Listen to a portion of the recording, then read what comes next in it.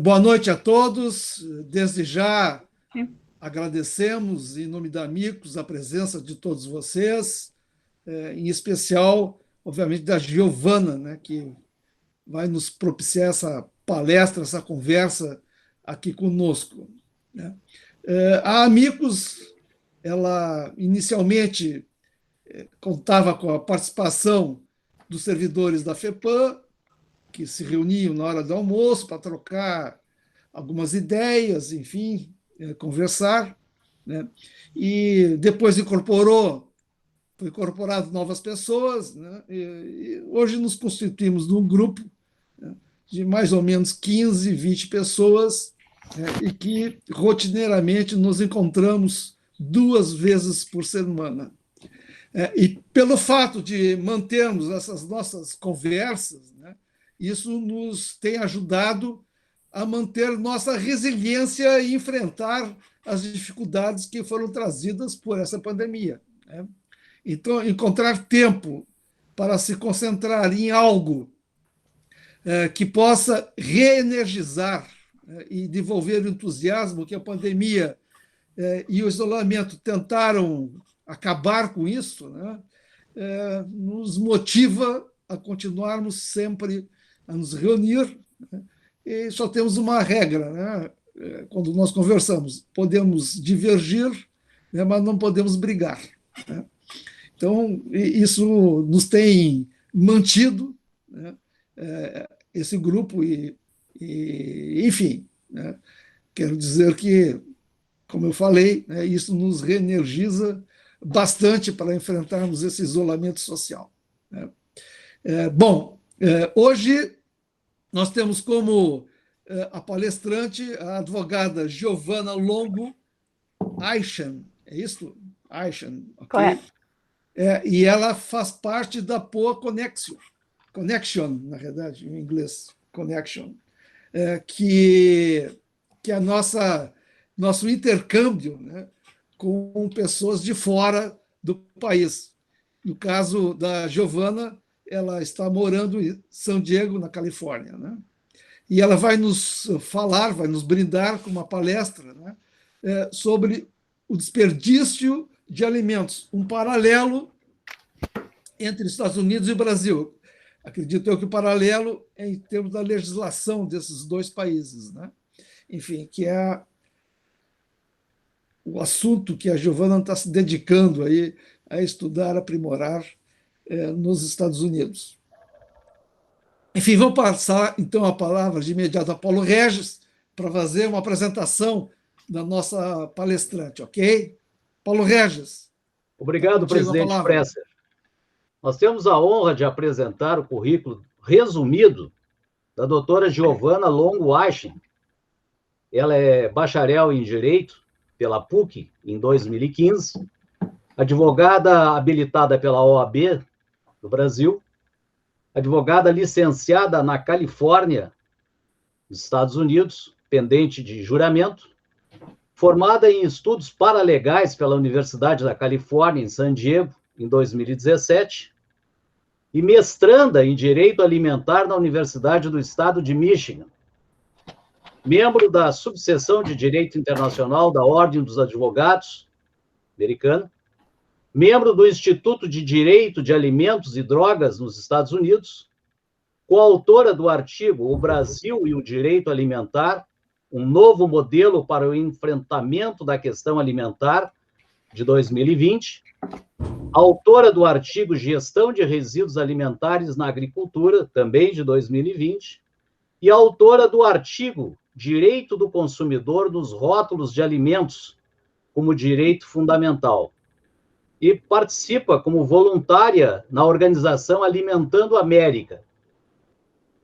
Peço licença aos participantes deste evento para quebrar o protocolo e acrescentar ainda que a advogada Giovana Longo Aishan é filha do ilustre professor Luiz Antônio Longo, amigo e colega há muitos anos, e, sobretudo, um fraterno irmão, professor na graduação e pós-graduação da UBRA e da PUC, do Rio Grande do Sul, especializado entre outras matérias, em direito imobiliário, com destacada atuação em Capão da Canoa e Torres.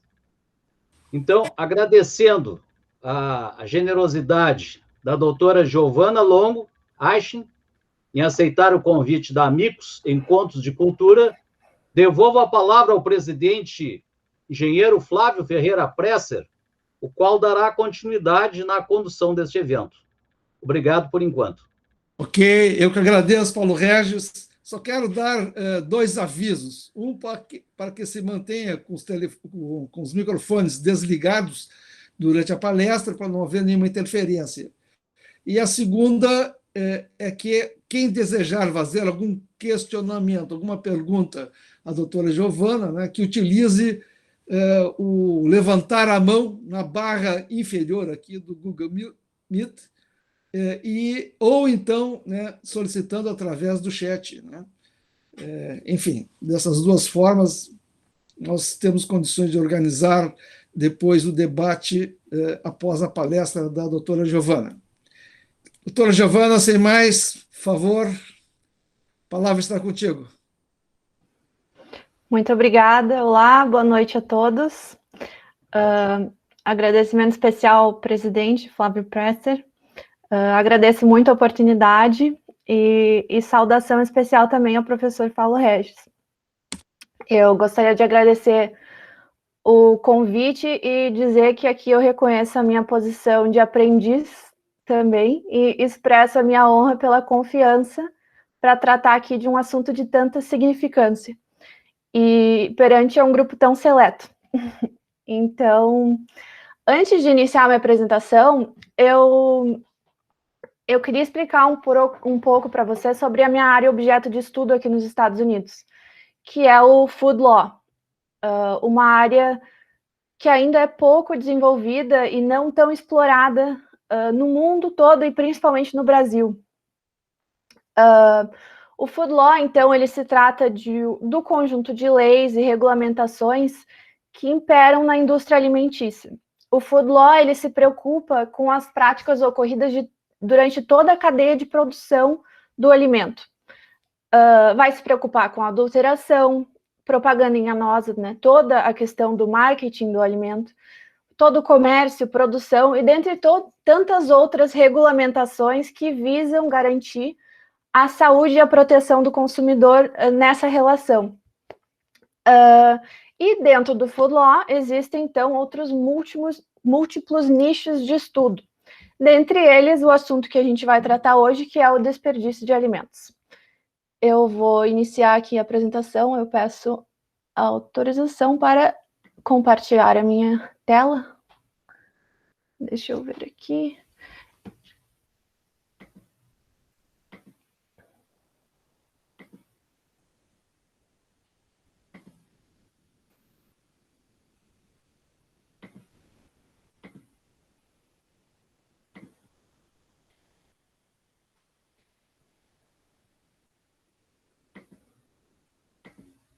Ok.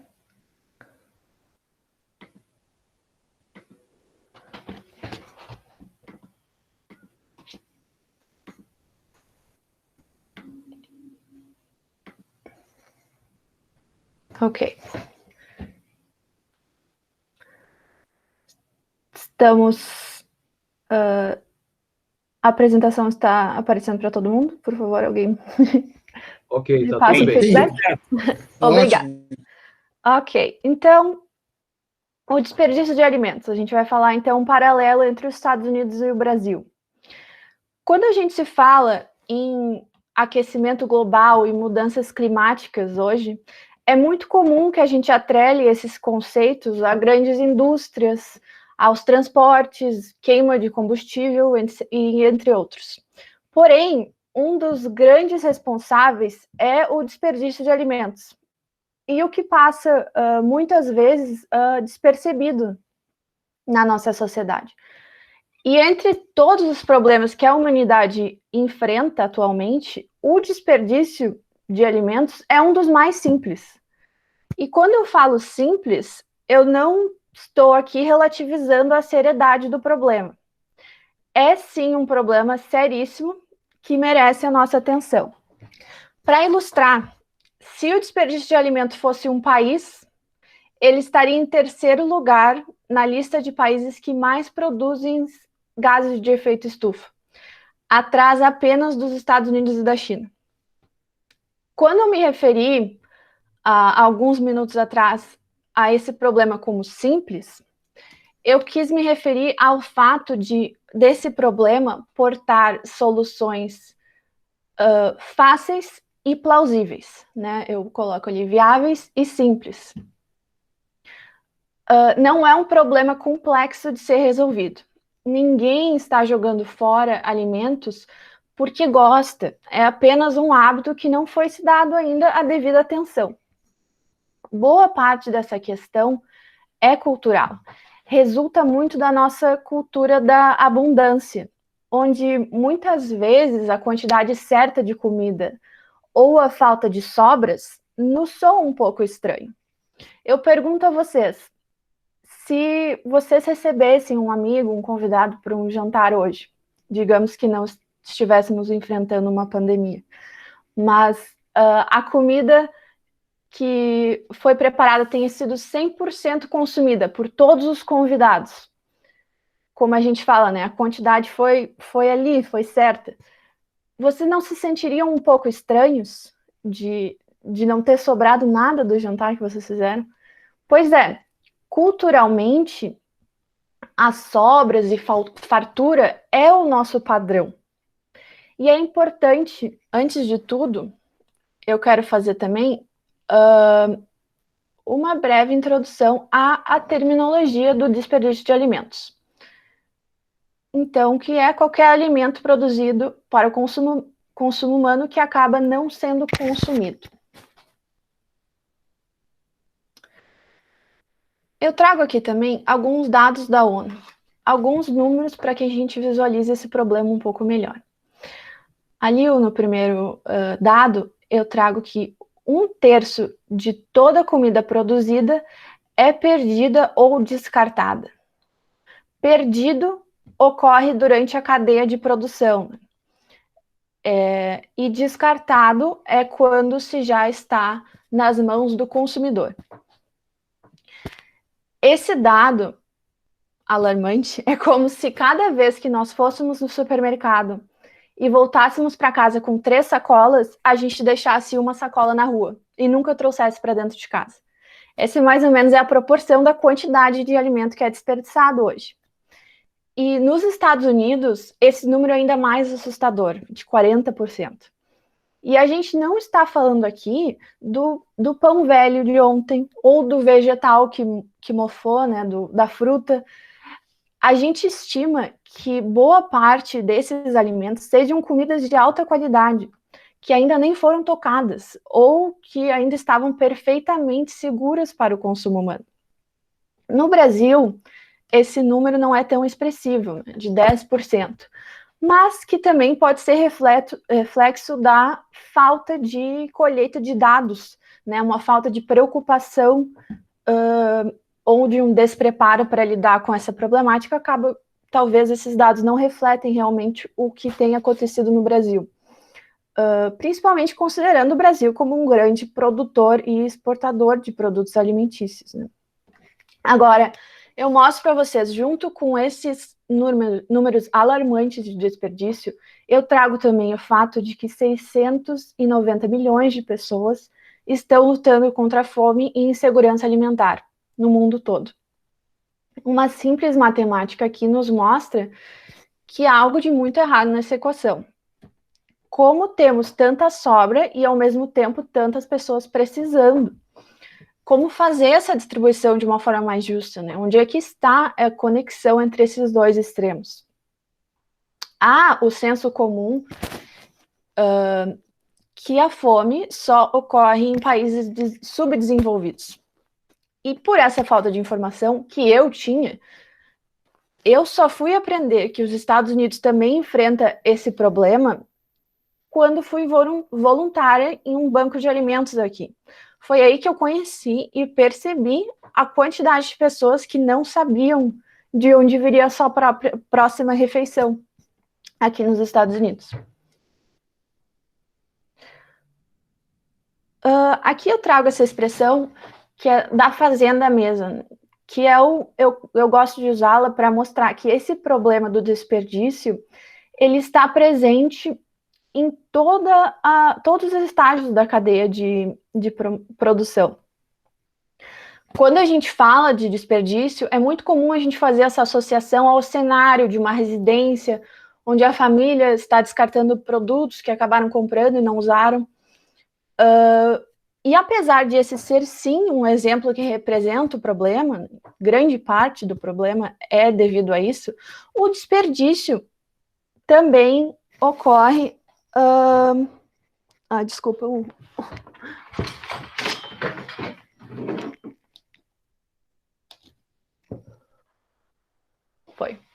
Esse desperdício também ocorre durante toda a cadeia de produção. Envolve agricultura, produtores, empresas, até chegar, então, no consumidor final das residências domésticas. Muitas das iniciativas de combate ao desperdício focam muito no nível do consumidor e acabam não considerando as fases iniciais da cadeia de produção. Por isso que muitas vezes esses números acabam não refletindo 100% do que realmente acontece na prática. E aqui, com essa linha do tempo que eu trago, eu queria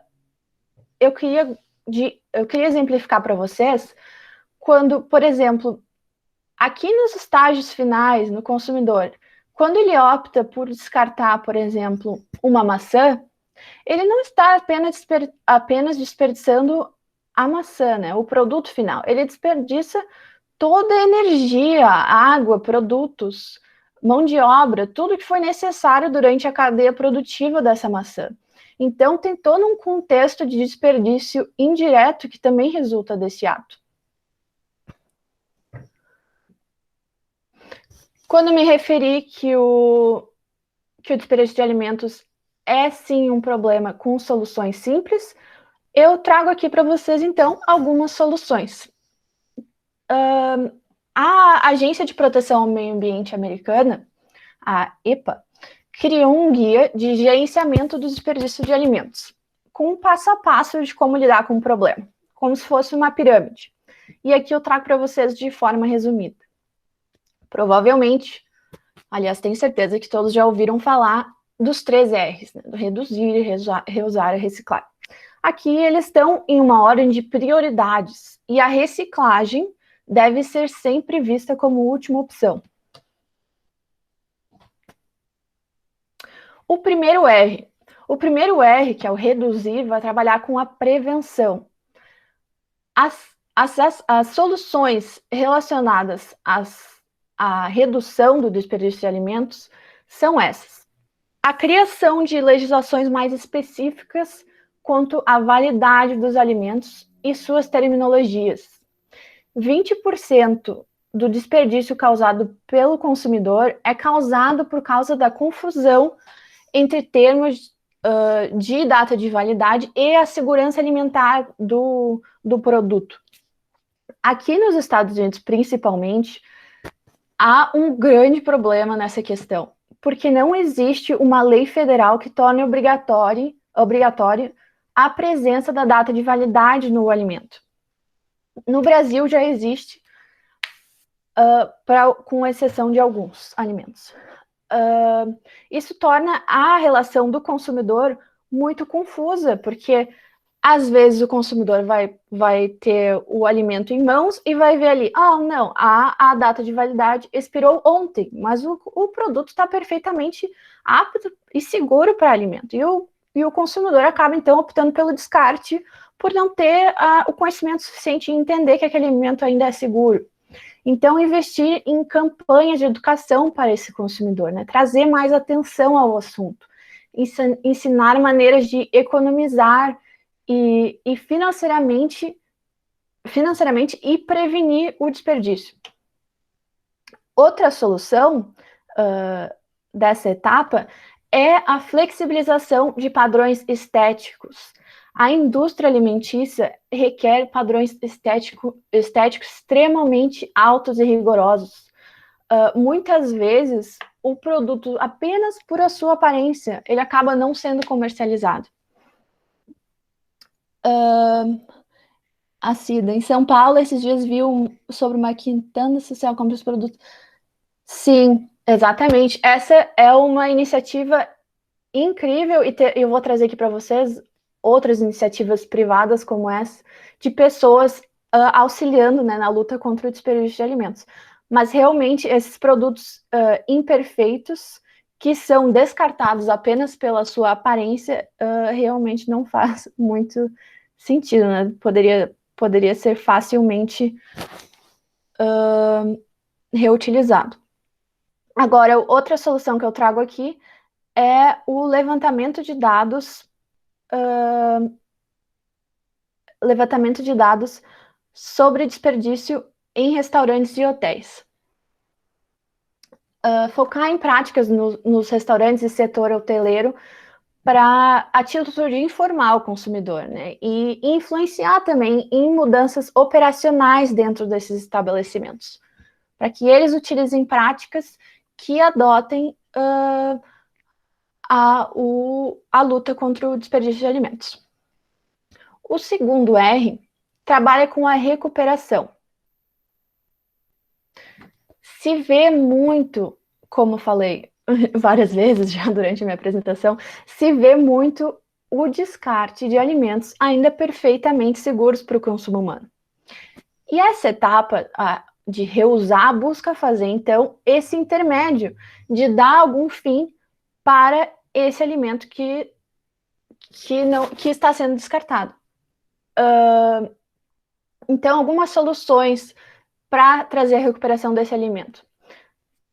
Criação de incentivos fiscais para que essas empresas engajem em doações, regulamentações padronizadas sobre essas doações, né? Entregar para o doador algumas garantias legislativas para que o doador se sinta mais confortável de entrar nessa relação de doação. A criação de softwares e aplicativos que conectem os doadores com as organizações que façam essas doações de forma rápida, né? Os bancos de alimentos. E essa é outra iniciativa privada que tem se visto muito aqui nos Estados Unidos, né? Esses aplicativos que conectam o supermercado que acabou recebendo uma ordem muito grande e que não vai poder comercializar alguns desses produtos, ele ativa, através desse aplicativo, ativa o banco de alimentos, por exemplo, o Feeding San Diego, que é o que eu fazia o trabalho voluntário aqui. E esse aplicativo disponibiliza o motorista para fazer esse deslocamento de forma rápida para garantir a durabilidade do alimento, para que não se perca o alimento. E o último R, né, o reciclar, que é modernamente a prática mais comum. O reciclar que trabalha com o descarte sustentável. Muitos consumidores, infelizmente, eles se debruçam nessa única opção e acabam por ignorar as primeiras, né? Criou-se muito a cultura de que separar o lixo era o suficiente, e que a quantidade descartada não seria um problema desde que haja separação, o que não é verdade. O alimento, ele não se decompõe de forma própria em aterros, porque não há luz, não há oxigênio, não há água, não há o suficiente para que forme uma decomposição adequada e acaba produzindo aí gases, metano, e sabemos o quão prejudicial são esses componentes para o meio ambiente.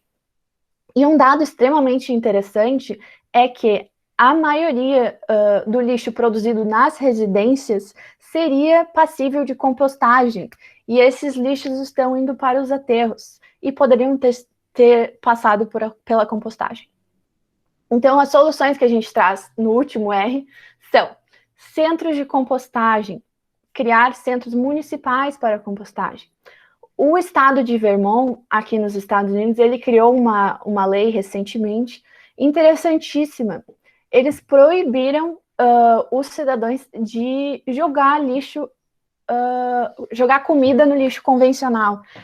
Torna obrigatória as residências adotarem algum tipo de compostagem. Eles podem tanto optar a ter a sua própria compostagem em casa, privada, ou utilizar o centro de compostagem municipal. Outra solução criativa para o reciclar é a questão de reutilizar esses alimentos, né, para alimentação de animais na apecuária. No trabalho voluntário que eu participo, quando eles fazem a seleção dos alimentos que ainda estão seguros para o consumo humano e os alimentos que não estão mais aptos, eles passam esses alimentos para a segunda fase, que é levar eles para um centro de alimentação são para porcos, que também fazem parte da cadeia alimentar, né? A terceira solução aqui também são a utilização dessas sobras para técnicas avançadas de utilização para recuperação de energia.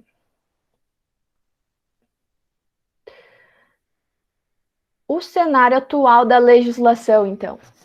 Para não tornar muito maçante conversar apenas sobre regulamentações, eu trouxe aqui 4 leis que eu achei que seria interessante dividir com vocês aqui. Então, primeiro, a lei de doação de alimentos, lei novíssima, que foi publicada no Brasil ano passado, dispõe sobre o combate ao desperdício de alimentos e a doação de excedentes para o consumo humano. Essa lei, ela flexibiliza a responsabilidade civil do doador. Ela tem o intuito, então, de influenciar essas doações. O doador, perante essa lei, ele só responderá na esfera civil pelos danos causados pelo produto que foi doado, se ele tiver agido com dolo. Então, é uma lei que vai ajudar muito a doação de estabelecimentos e empresas para os bancos de alimentos. E para complementar, a gente tem também o decreto 10.490, também do ano passado, que é um decreto que estabelece uma rede brasileira de bancos de alimentos.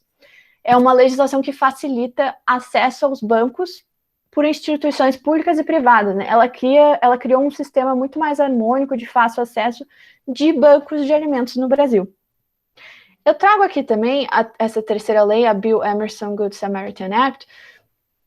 É uma lei de 96, e eu trago só para fazer um comparativo. Essa lei, ela tem o conteúdo muito parecido com a lei nova de doação de alimentos.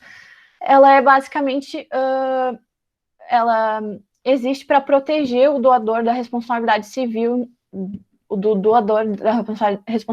desde que se verifique a boa-fé dele. Então, muito parecida com a lei de 2020 aqui do Brasil de doação de alimentos. E a última lei que eu trouxe aqui, lei que eu particularmente achei muito interessante, é uma lei aqui do estado da Califórnia e é uma lei que traz um plano de recuperação alimentar. Essa lei, ela visa recuperar 20% das comidas desperdiçadas até 2025. Então, o que eles fizeram? Eles vão tornar obrigatório cada jurisdição da Califórnia adotar um programa de recuperação. Cada jurisdição vai ter que adotar um sistema. Vai ser obrigatório a doação de sobras por empresas. Por exemplo, supermercados, distribuidoras, hotéis, hospitais, restaurantes, até eventos como jogos de futebol em estádios. Eles vão ter que ter um plano de doação e seu regulamento interno, para que esteja de acordo com essa nova lei da Califórnia. Essas, então, são algumas das leis que eu achei interessante trazer aqui. Os Estados Unidos, existe muita regulamentação de estado para estado, né? Existe, inclusive, a Califórnia, o Colorado também é um estado que existem legislações avançadíssimas no combate ao desperdício de alimentos.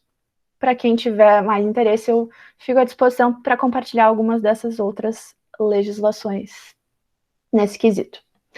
Agora, eu trago aqui algumas iniciativas privadas que, felizmente, a maioria das ações de combate ao desperdício de alimentos, as ações mais criativas são de empresas privadas e ONGs, enfim. E eu trouxe aqui alguns exemplos de iniciativas privadas, de algumas soluções que eles trouxeram. Então, só a título de exemplificação, eu trago, por exemplo, essa empresa, Imperfect Foods, eles comercializam, como o exemplo da Cida, né, eles vendem os produtos que são feios, que são imperfeitos para o comércio, né, os produtos que não são aceitos na linha tradicional de supermercados. Outra iniciativa interessantíssima são essa tecnologia que cria uma proteção para aumentar a durabilidade do produto, também combatendo ao desperdício dos alimentos, né? E também outras empresas que elas têm o seu produto feito com ingredientes que seriam 100% descartados. Então, outra iniciativa aí muito válida. Então, para concluir, como eu mencionei no início, há muitas soluções para combater o desperdício de alimentos. Um setor sozinho não vai ser capaz de vencer essa batalha. A gente precisa da colaboração do governo, entidades privadas e nós, consumidores também, para a gente reduzir alguns desses números alarmantes. Lutar contra o desperdício de alimentos nos dá a oportunidade de proteger a economia, conservar o meio ambiente, reduzir impostos e criar novos empregos. E alimentar os que têm fome. Cada pequena ação é um passo na direção da criação de um planeta mais sustentável. E eu convido a vocês a tomar algumas dessas pequenas iniciativas na busca para lutar contra o desperdício de alimentos. Agradeço a todos por escutarem o que eu tinha para compartilhar e me coloco à disposição para perguntas, contribuições, questionamentos e me coloco à disposição também para contatos. Aqui está o meu e-mail, o LinkedIn, e eu uso também a plataforma do Instagram. Eu uso essa plataforma para conversar um pouco sobre regulamentação, fazendo um parâmetro entre Estados Unidos e Brasil de uma forma mais descomplicada, e o meu WhatsApp também, fiquem à vontade para conversar comigo. E agradeço mais uma vez pelo convite.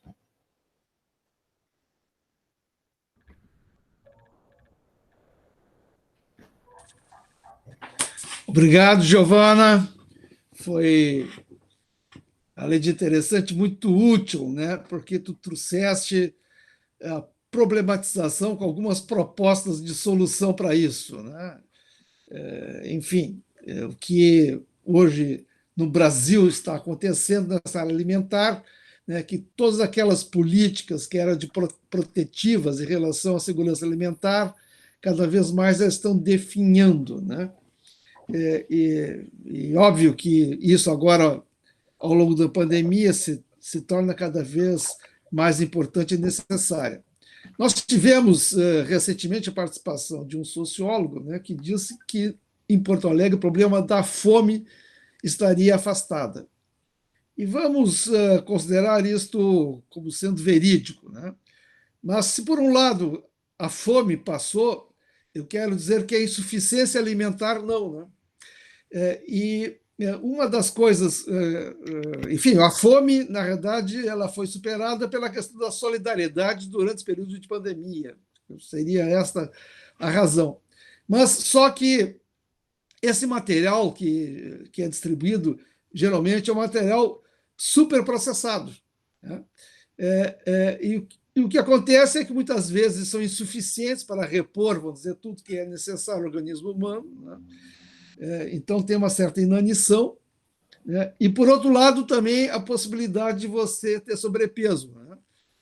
Você ter, depois da pandemia, você ter outro tipo de problema, que é a obesidade dessa população que acabou recebendo essas cestas básicas, são basicamente farináceos, né? E onde é que está o problema? Na a complementação, vamos dizer assim, entendeu? Dessas cestas básicas, que é óbvio que são importantes porque saciam a fome das pessoas, né? Bom, o que está acontecendo aqui é que as restrições colocadas, né, devido à presença do coronavírus, né, elas muitas vezes estão impedindo que feiras de vegetais, essas feiras livres, né, muito características aqui do Brasil, existam, né?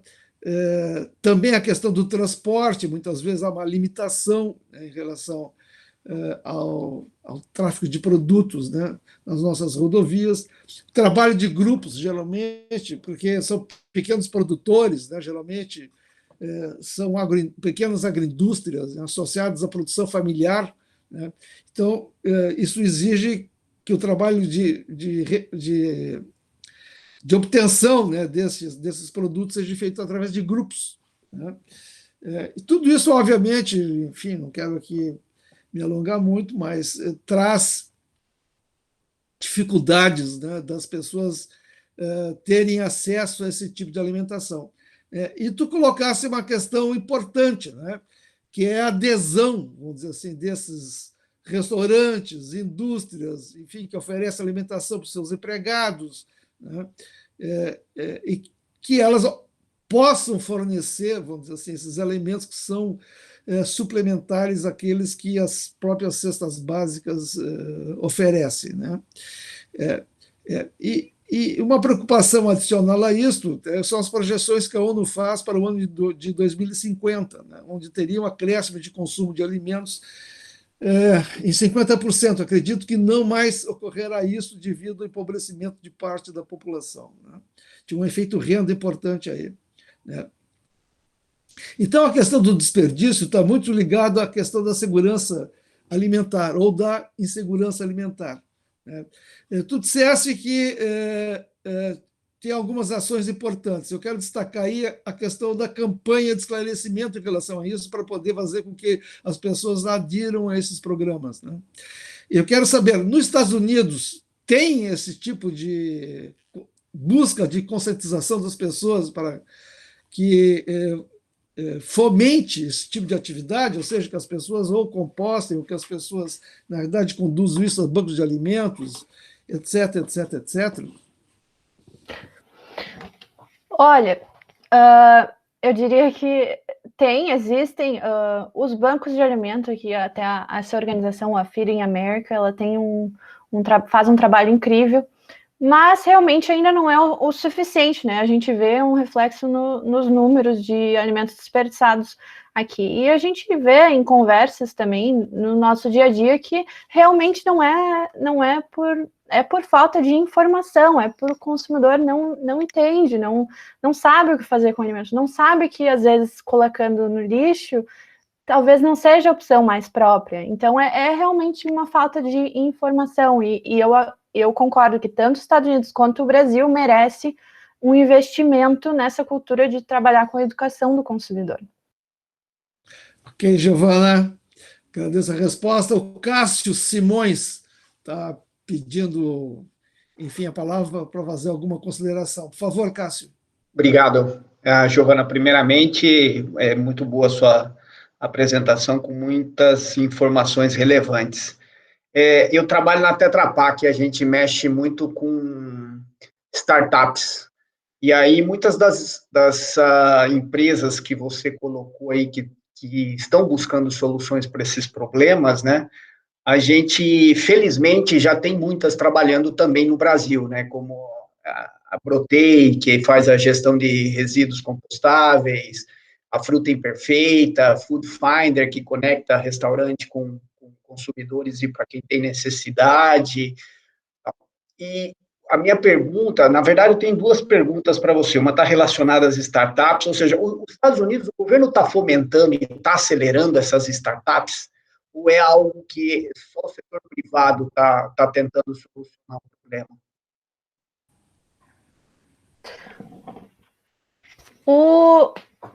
O governo, principalmente ano passado, né, com a questão da pandemia, tem investido consideravelmente em empresas, inclusive startups, mas eu não sei te dizer em relação a esse nicho especificamente, mas os Estados Unidos têm investido consideravelmente nesses últimos 2 anos em empresas. Porque aqui no Brasil a gente vê muito ainda pouca ação do governo em investir em acelerar a empresa, sabe? Está muito mais relacionado ao próprio setor privado e as aceleradoras de startup trabalharem com as startups para isso. Aí eu tenho uma segunda pergunta, é o seguinte: uma das formas de você diminuir esse tempo do desperdício é você trazer a produção mais perto do consumidor final. Tá? Então, existe também uma tendência a futuro que a gente está vendo em países mais desenvolvidos, que é o tema das hortas verticais dentro das próprias cidades. Como é que está isso nos Estados Unidos? Não é um assunto muito tratado, não é muito popular aqui ainda. É difícil, né? Os Estados Unidos, a indústria aqui é muito, não dizendo que o Brasil não seja, né? O Brasil a indústria alimentícia também é super poderosíssima, mas toda essa questão, quando traz para um nível menor, para um cenário onde tenta diminuir essa relação, não é muito aplicável na prática. Não prospera. A gente vê aí as grandes indústrias que comandam aqui, a gente vê cada vez mais que o cenário aqui é de que grandes monopólios comandando, né, a economia aqui. E no setor alimentício não é diferente. Ok. Tá bem. Obrigado, Cássio. Obrigado, Cássio. Antes de passar a palavra para o Vladimir, eu quero fazer uma consideração aqui de uma observação feita pelo Truda, que considera esse tema extremamente interessante, né, pelo fato que ele permite uma retomada de uma economia verde, depois desse período pós-pandêmico. Eu quero dizer que sim, né, eu concordo com isso, acho que esta é uma forma de, além de você trazer benefícios para as pessoas que realmente têm alguma escassez em termos de alimentação, né, isso pode oferecer segurança alimentar, né, e fazer parte de uma cadeia produtiva, né. Então, a observação do Truda é muito importante, né. Vladimir, por favor, faça a tua pergunta. Bem, inicialmente, quero cumprimentar a Giovana pela clareza com que abordou esse tema, que é extremamente complexo e, sobretudo, bastante interessante para o nosso grupo, que milita na área ambiental há muitos anos, não é? Em que nós percebemos, e tu esclarecesse bem com aquele exemplo da maçã, né? Todo o ciclo de produção, né? Até que o produto chegue ao consumidor. E se percebe também que em todas as fases existem perdas e ou desperdício. Tá? Então, desde a fase de plantio do agricultor, que já tem perda, né?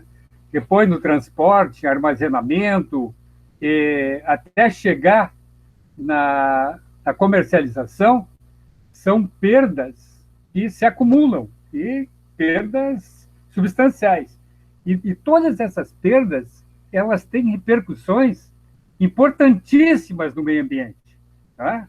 Por exemplo, inclusive, né, com a alteração do consumo, né, quando você tem perda, você gasta mais energia, você faz mais desmatamento para produzir aquelas perdas, né, que ocorreram. Então, você altera, inclusive, os gases do efeito estufa. Tá? Então, ficam tendo um incremento bastante grande. Mas de toda essa apresentação, eu estou me lembrando que a ONU, em 2015, ela traçou os Objetivos de Desenvolvimento Sustentável. Né? E naquela oportunidade, um objetivo era erradicar a fome até 2030. Né? Já se passaram 6 anos desde aqueles objetivos terem sido colocados, e até agora eu gostaria de ter uma informação tua a respeito, sobretudo porque tu informaste que tem 690 milhões de pessoas, né, passando fome no mundo, né, e a meta traçada desses objetivos era de reduzir a perda de alimentos em 50%. Então, eu queria saber como é que se encontra isso. Obrigada pela tua pergunta e a contribuição. O que eu tenho visto aqui é que muitas iniciativas privadas, né? Existe uma empresa, uma non-profit, uma associação para fins não... Desculpa, eu esqueci. É que não visa lucro. Isso, obrigada. Obrigada. Que chama Refed. E ela está fazendo um trabalho extremamente interessante aqui. Mas é uma iniciativa privada. Mais uma vez, a gente não vê muito envolvimento de iniciativas governamentais. Mas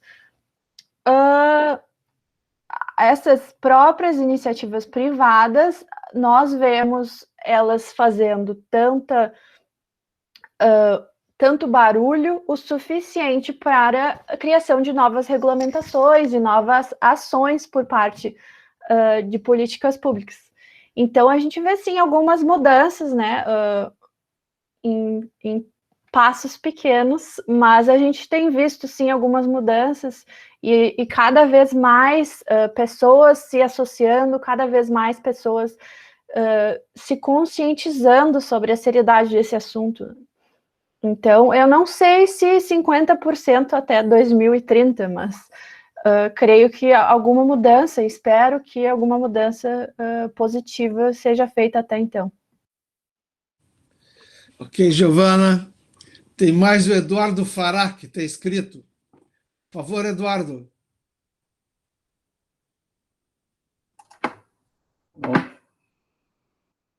Eduardo. Muito obrigado aí pela excelente palestra, tudo. Eu queria corroborar aqui com as perguntas dos colegas aqui. Um livro que me chamou muita atenção, que eu li muitos anos atrás, eu não consegui, O Futuro Roubado, Stolen Future. Esse é um livro que eu vi na internet aqui, mas eu tinha já o livro, emprestei para um camarada aí e depois sumiu.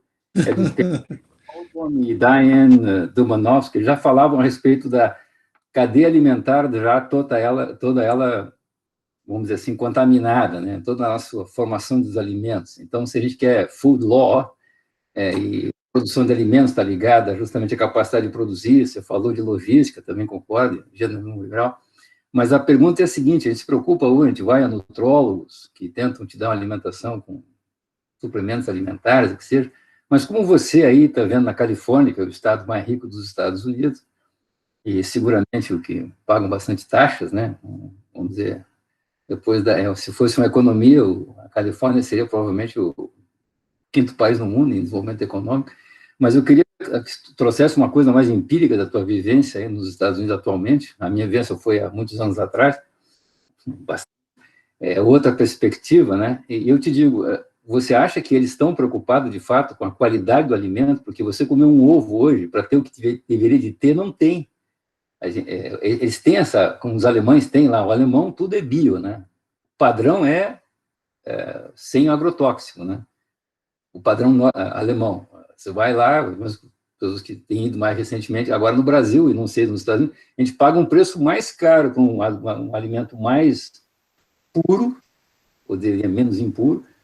Como é que isso está? Como é que você está vivendo isso como moradora, como advogada e como brasileira aí também? Olha, aqui a Califórnia, felizmente, é um estado que é extremamente consciente, né? E com muitos avanços e onde as pessoas aceitam mais tem muito esse estilo de vida voltado por opções mais saudáveis.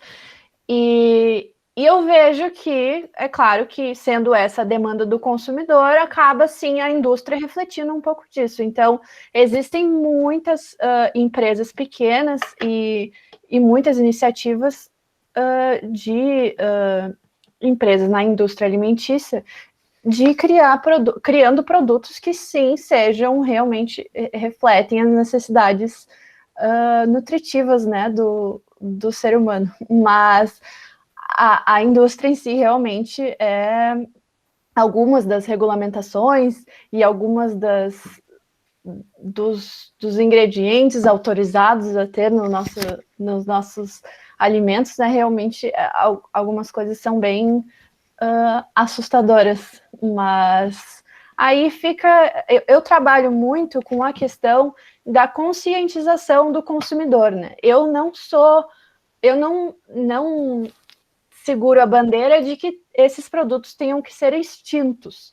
Eu sou do pensamento de que o consumidor deve ter informação e conscientização suficiente para fazer a sua escolha.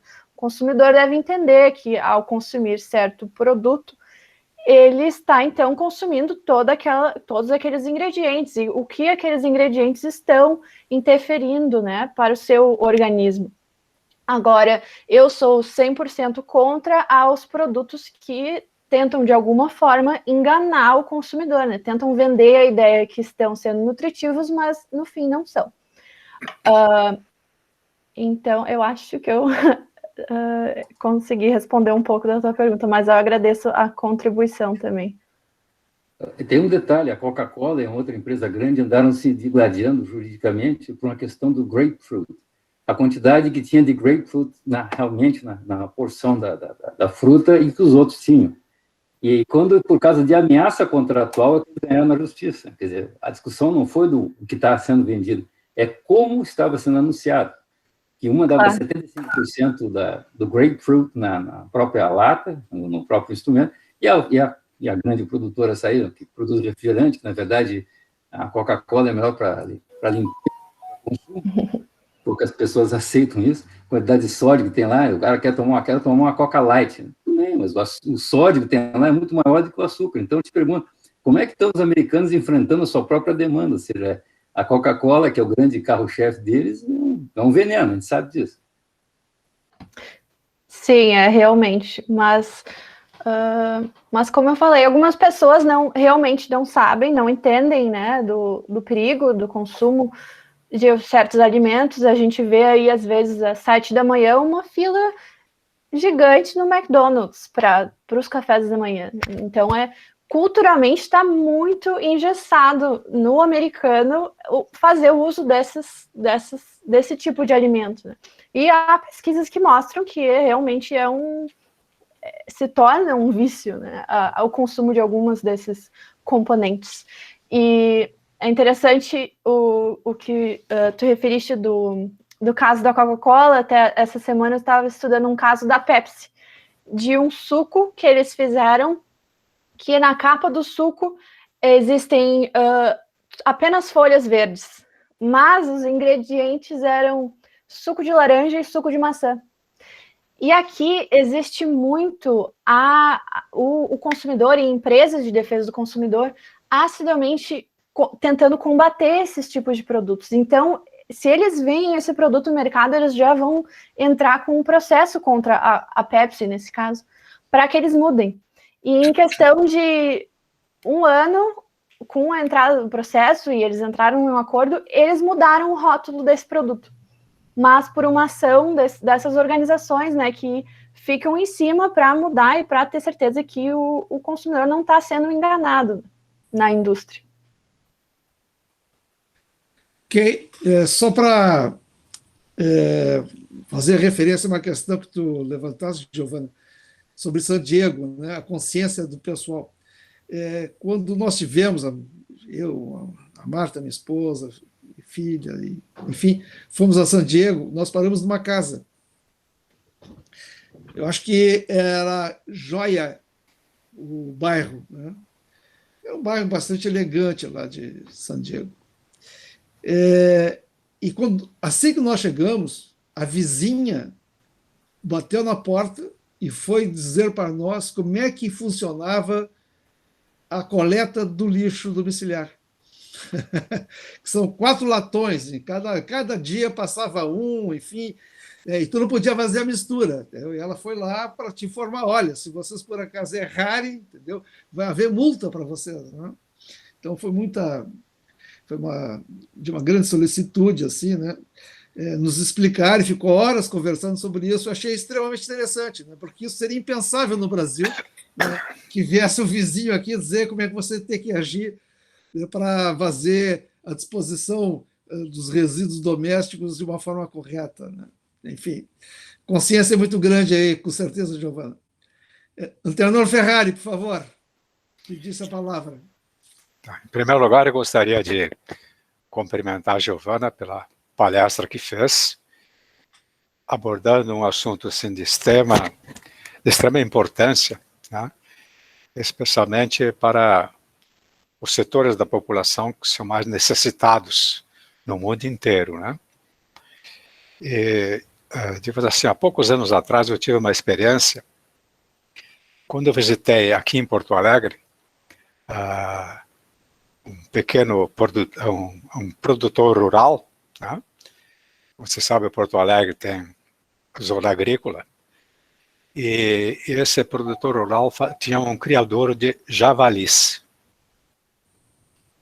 E como tinha algumas denúncias de que haveria alguns problemas ambientais, né, naquela propriedade, eu tive a oportunidade de visitar e passei algum tempo lá, me informando e verificando assim em loco, através da Secretaria da Indústria e Comércio de Porto Alegre, né? Secretaria de Indústria e Comércio e Agricultura de Porto Alegre. Não sei se ainda conserva essa denominação. Mas então eu verifiquei, lá pelas tantas, chegando caminhões completamente lotados, abarrotados de verduras, frutas, legumes, né? E que eram, inicialmente, os caminhões chegavam e os trabalhadores daquela propriedade iam se abastecer. Pegavam frutas em boas condições, verduras, legumes em boas condições para seu consumo.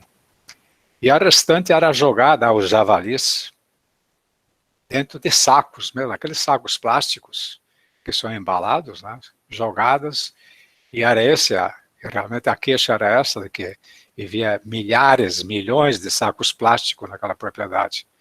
Porque os javalis, né, comiam aquilo, claro, né, com seus dentes, eles devoravam os alimentos e o plástico ficava depositado naquela propriedade. Isso me chamou muita atenção, porque esse proprietário me disse, olha, nós temos um convênio com uma rede de supermercados, e no final de cada dia de expediente, são retirados todos os produtos vencidos, ou que não oferecem condições para serem consumidos, né? Ou que perdem a qualidade, o atrativo para o consumidor para pegar nas suas gôndolas, e nós retiramos isso gratuitamente. Temos um compromisso diário de retirar, certo? Então, com isso, me ocorreu a ideia de criar javalis e porcos, né, para que consumam esses materiais, que são absolutamente gratuitos, né, e que permite que a nossa granja tenha uma boa lucratividade. Me chamou muita atenção porque eu não imaginei que tivesse uma quantidade tão expressiva desses produtos e que esse descarte fosse um descarte diário. E depois me apercebi também de que os produtos que perdem a sua aparência ou que têm a sua validade vencida, né, na verdade, os supermercados não perdem nada, porque quem perde é o próprio produtor. Porque é ele que providencia em completar aquelas gôndolas todas diariamente, e aquilo que se desperdiça, quem perde é o produtor também. Então, digamos assim, o atravessador, que seria a rede de supermercados, ela só se beneficia, por isso ela pode jogar fora de graça, porque ela deixa de pagar, portanto, ela prejudica o produtor e entrega produtos de boa qualidade que podia ser para a população e que vá para os animais, né? Então, essa é uma grande questão que eu não sei se ainda continua da mesma forma hoje, mas é importante que a gente verifique que existe um desperdício assim, fenomenal de alimentos. Por outro lado, me ocorre também a ideia de que o ideal seria que o poder público, né, fizesse funcionar esses bancos de alimentos e ele aproveitasse essa sobra de alimentos para distribuir à população mais pobre. Mas o poder público no Brasil, o poder público sequer consegue manter estradas adequadas para que haja transporte, né, desses alimentos. Os grãos no Rio Grande do Sul, que é o grande produtor de grãos, a grande parte deles se desperdiça nas estradas ruins, nas estradas esburacadas, né, pelo sistema de transporte, já que é tudo feito por caminhão até os portos, né? 20%, Ferrari. 20% se perdem nesse transporte. Quer dizer, na verdade, o Estado permite, né, que se perca 20% dessa produção agrícola toda. E como é que vai ter um Estado que se dá o luxo de permitir isso, que não tem como investir no transporte coletivo, no transporte de cargas? Como é que vai poder investir numa obra social que é tão importante quanto essa de alimentar a população mais pobre? Então, eu até lanço essa preocupação assim, porque sempre ocorre para a gente, né, que o importante é que tenha legislação que possa proteger o consumidor, mas proteger também o produtor, né? Porque os atravessadores não têm compromisso nenhum, né, com o alimento, com a natureza do alimento, com a sua produção e nem com o seu consumo. Ele pura e simplesmente vai para a lucratividade. Eu acho assim que é uma questão assim que a gente deve se debruçar com toda clareza, né, para ver quais são as alternativas assim, mais adequadas, não só para ter uma legislação que seja inerte, né? A legislação pode ser legislação bonita, mas que não tem praticidade nenhuma, não tem como ser posta em execução, porque não existem interessados nisso, né? Eu já acho que merece assim, um estudo assim, mais aprofundado de todas as pessoas que têm, pelo menos, a preocupação, né, com a fome no mundo. Mas eu quero te agradecer, Giovana, pela tua participação, achei excelente, e ela faz com que a gente, efetivamente, comece a refletir, né, de como é grande a responsabilidade de todos nós com relação a essa falta de alimentos, né, e a fome no mundo. Obrigado, viu? Obrigada pela contribuição. Giovana, quer fazer algum comentário em relação ao que disse o Ferrari?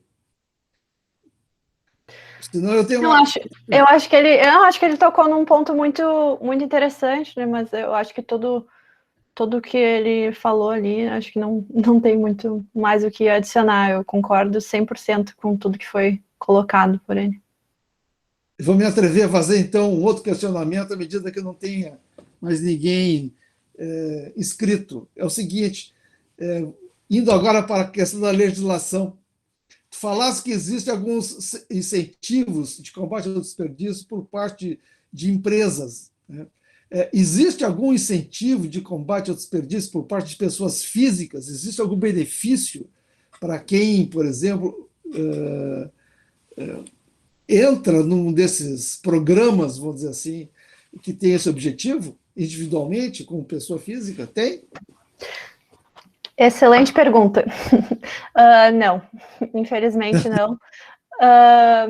Inclusive, algumas dessas ações, no estado de Colorado, uma dessas legislações que torna mandatório a compostagem dos alimentos, né, das sobras, o consumidor que deve pagar pela colheita, né? Pela coleta, desculpa, pela coleta. Então, pode ser ainda um custo a mais estar envolvido nesse processo. Então, realmente, não há, além do incentivo, né, de estar participando em uma ação para gerar um planeta mais sustentável, mas incentivo direto, financeiro, econômico, infelizmente não. Até acharia interessante criar alguma ação, né, que incentivasse as pessoas físicas para investir nessa ação, nessas ações. Tá bem. A Maria Aparecida está pedindo a palavra também para fazer um questionamento. Por favor, Maria Aparecida. Boa noite, Giovana. Prazer em ouvir você. Obrigada a todos que estão presentes pelo convite de estar aqui. Giovana, eu sei que é um pouquinho fora, mas a minha curiosidade é de fazer a seguinte pergunta. Sei que aqui tem um grupo de ambientalistas. Uma coisa que me preocupa muito hoje é o excesso de embalagem das coisas, especialmente dos alimentos. O que a gente tira de lixo seco em razão das embalagens, vem um pequeno produto e muita embalagem, sobretudo embalagem plástica. Aí, nos Estados Unidos, há alguma campanha para essa redução das embalagens? Porque eu acredito que seja como aqui esse excesso de embalagem. Isso é uma curiosidade que eu tenho, porque me incomoda muito essa questão do excesso de embalagem das coisas. Oi, professora Cida, obrigada pela pergunta. Aqui, claro, o mesmo problema, né? A gente vê, às vezes, as frutas em embalagens de plástico que não teria necessidade nenhuma, né? Ou, às vezes, um produto dentro de uma caixa, que em outra caixa. E, realmente, algumas pessoas, pela falta de conhecimento, acabam confiando muito na questão da reciclagem. Eles acham que, ok, estou separando o lixo, estou separando o lixo seco do lixo orgânico, o meu lixo está sendo descartado de forma certa, estou fazendo a minha parte, mas não, infelizmente, os aterros, a parte de reciclagem, não tem mais limite para fazer reciclagem. Então, ainda que estejamos consumindo um produto que diga ali reciclável, não é possível fazer essa reciclagem. Então, o seu produto não está sendo reciclável. Todo aquele plástico está indo para um lugar e ficando ali, não está sendo feito nada com ele. Agora, a gente vê sim algumas iniciativas, né? Alguns supermercados usam sacolas biodegradáveis. Isso eu acho uma ação muito interessante. Os supermercados grandes aqui ainda não, mas alguns pequenos eu vejo usando. E, assim, existe um grupo, né, da população, principalmente aqui na Califórnia, que realmente está muito preocupado com isso. E consumidores que são conscientes e não fazem o uso de produtos que não utilizem essas formas as formas mais sustentáveis, né, de veiculação do produto. Então, alguns produtos, por exemplo, se alguém está vendendo uma vitamina que vende como ser algo super benéfico para a saúde do consumidor, mas se está vendendo aquilo num pacote plástico, numa garrafa plástica, o consumidor já é consciente o suficiente para entender, não, essa empresa aí, ela não é sustentável o suficiente, ele deveria ter vindo em algo um pouco mais sustentável, né? Muitas mais modernas já fazem num papel reciclado, né? Algo que seja mais fácil a reciclagem. A gente vê, sim, a preocupação e algumas iniciativas bem criativas e interessantes por parte de algumas empresas, mas em todo os Estados Unidos, infelizmente, eu acredito que exponencialmente muito pior que o Brasil, é essa cultura do tudo, né? Tem os mercados que tu compra tudo em pacotes, e é tudo realmente o uso do plástico é assustador e muito triste. Ok, tá bem. O Eduardo estava com a mãozinha levantada. Giovana, eu não sei há quanto tempo nos Estados Unidos, no tempo que eu morei aí, St. Louis era a gateway city to the west, ou seja, gateway cities são aquelas que change mode of transportation, trocam um modo de transporte. Falar de rodoviário num país que nem o meu é uma heresia, porque nós acabamos com as estradas de ferro. Desculpe, eu não sei se a tua experiência, mas aí nos Estados Unidos a estrada de ferro é muito importante. Eles têm os Pig Bag, o Trail and Flat Car, que o americano usa a estrada de ferro com muito mais capacidade que nós, até para passageiro. Então, quando a gente vê argumentos dizer que as estradas estão ruins, mas não tem como ficar melhor, porque as políticas públicas da época era acabar com a estrada de ferro. Aqui em Porto Alegre, ali perto da rodoviária, eu pegava trem para ir para Itaqui. Hoje nem se pega mais trem, então mudando tem que ser mudado. Eu pergunto, aí nos Estados Unidos, a estrada de ferro e o Rio Grande do Sul tem um sistema aquaviário pouco usado.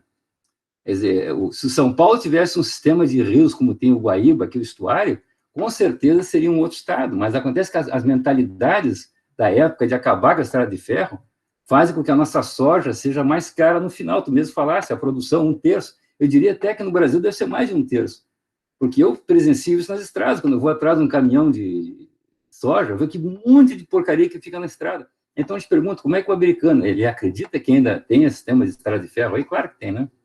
Sim, sim, é utilizado aqui ainda, não, e não é normalmente um assunto que entra nesses debates. Eu acho que é um assunto que já tem se bem resolvido aqui, essa questão. A gente não é muito presente a utilização de tanto quanto no Brasil, né, o transporte de alimentos com os caminhões.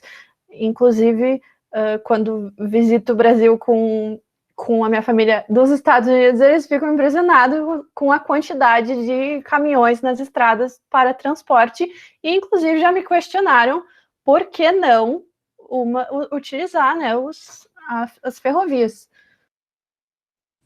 Obrigada pela pergunta. Ok, Giovana, não tem mais nenhum inscrito, enfim, podemos então encaminhar a nossa live aqui para o seu final. E pedir, então, que o Paulo Regis fizesse aqui a finalização do nosso encontro e agradecer, em nome da Amigos, a tua participação, Giovana. Foi muito boa, a palestra foi... O tema em si é muito interessante, né? E acredito que todos nós aprendemos mais um pouco sobre o desperdício dos alimentos. Ok? Obrigado. Paulo Regis, por favor.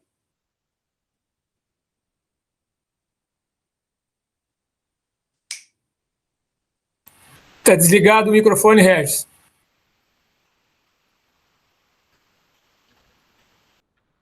Obrigado, Mário. Estou cuidando da suíte aqui e esqueci o essencial. Tá bem. Eu agradeço o presidente Presser pela confiança e vou encaminhar o encerramento deste evento. Quero, inicialmente, agradecer a prezada doutora Giovana Longo Aichen, em nome da Amigos, Encontros de Cultura. Receba novamente os nossos agradecimentos por esta instigante palestra que a senhora proferiu.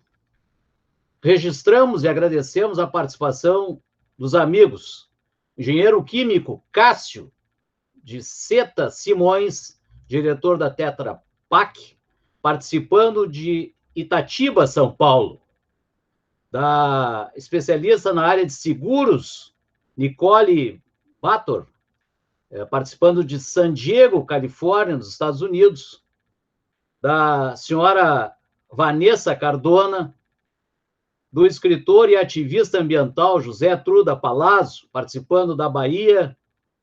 Agradecemos também o engenheiro Eurico Rodrigues, participando do Rio de Janeiro, o mestre Tiago Jardim, querido colega, a geógrafa Carmen Marília Machado, a doutora Suzete da Costa, o doutor Olindo Barcelos da Silva, ilustre professor, do senhor Dirceu Costa, da senhora Altair Margarida de Conto, que é instrutora do IMAMA, da senhora Maria Marta, esposa do nosso presidente Presser, da doutora Marília Longo, presidente da Comissão de Meio Ambiente da OAB do Rio Grande do Sul, do professor José Horácio Almendra, falando de São Paulo, do João Paulo Longo, professor João Paulo Longo, participando de Brasília. Ele é coordenador do doutorado da Universidade Nacional de Brasília na área da saúde, do auditor estadual Pedro Gabriel, que também foi nosso secretário da Fazenda, Pedro Gabriel Kene da Silva, do professor Romeu Nedel, da senhora Rafaela Becker Gens, do Luiz Antônio Bastos, da Caroline dos Santos, da senhora doutora Graziela Longo, esposa do professor Luiz Antônio Longo e mãe da nossa palestrante, da senhora Natália Bier e da professora Maria Aparecida Cardoso da Silveira, também está nos prestigiando. E, finalmente, agradecer também a Heloísa Machado Rosa da Silva, minha esposa. Gostaríamos também de informar que